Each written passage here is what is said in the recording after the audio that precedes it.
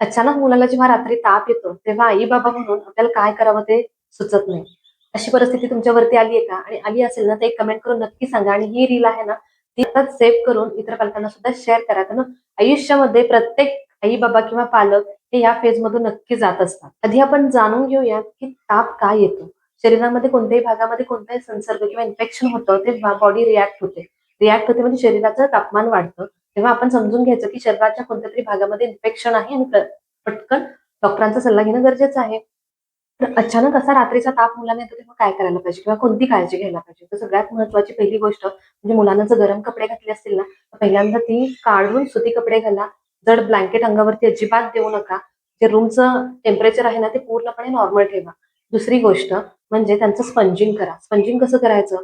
तर नॉर्मल पाणी नॉर्मल टेम्परेचरचं जे पाणी असतं ना, ते घेऊन सुती कपड्याने किंवा एखादा स्पंज असेल, क्लीन स्पंज हवा, तर ते क्लीन स्पंज घेऊन त्याच्या काखेमध्ये, बगलेमध्ये, छाती, पोट असेल, जांघेमध्ये छान असं पुसून घ्या त्याला, जेणेकरून शरीराचं तापमान कमी व्हायला मदत होते.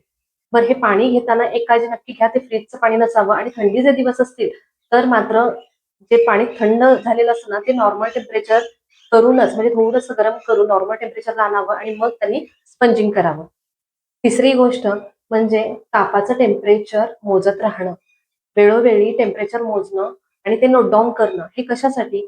तर जेव्हा तुम्ही डॉक्टरांचा सल्ला घ्यायला जाल किंवा डॉक्टरांना व्हिजिट कराल, तेव्हा तुम्हाला तो जो डेटा आहे तो डॉक्टरांना दाखवता येतो. त्याच्यानुसार डॉक्टर तुम्हाला काही अँटिबायोटिक्स किंवा अनाल्जेसिक, अँटिपॅरेटिक्स अशी औषधं तुम्हाला लिहून देतात.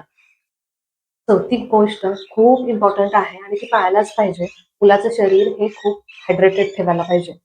जास्तीत जास्त पाण्याचा इंटेक वाढला पाहिजे. मुलाला कोणत्याही स्वरूपामध्ये लिक्विड फॉर्ममध्ये तुम्ही मुलांना जसं पाणी असेल, ज्यूस असेल, ह्या स्वरूपामध्ये तुम्ही लिक्विड फॉर्ममध्ये काही ना काहीतरी द्यायला हवं. शरीराला हायड्रेटेड राहायला हवं.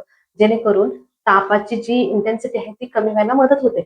आणि लास्ट म्हणजे काय, की घरामध्ये एखादं तापाचं औषध नेहमी अवेलेबल असायला पाहिजे. जेव्हा तुम्ही डॉक्टरांकडे जाल तेव्हा तापाचं एक औषध लिहून घ्या तुम्ही. ज्याच्यावरती साधारण डॉक्टर कॅल्पॉल किंवा पॅरासिटामॉल फॉर्ममध्येच एखादं औषध तुम्हाला सजेस्ट करतील. पण त्याचा जो डोस आहे तो डॉक्टरांच्या सल्ल्याने देणं गरजेचं आहे. अचानक जेव्हा रात्रीचा ताप येतो आणि ताप जर 102च्या वरती असेल, तर मात्र तुम्हाला तापाचं औषध देणं बंधनकारक आहे आणि तुम्ही ते तापाचं औषध घरामध्ये अवेलेबल असणं आणि डॉक्टरांच्या दिलेल्या डोसनुसार त्याला देणं गरजेचं आहे. त्याच्यामुळे डॉक्टरांना नेक्स्ट टाईम तुम्ही जेव्हा जाल तेव्हा तापाचं औषध आणि त्याचा डोस हा लिहून घ्या आणि हे नेहमी औषध घरामध्ये असणं गरजेचं आहे. अजून अशा माहितीपूर्ण व्हिडिओजसाठी माझ्या पेजला फॉलो करायला विसरू नका. Thank you so much.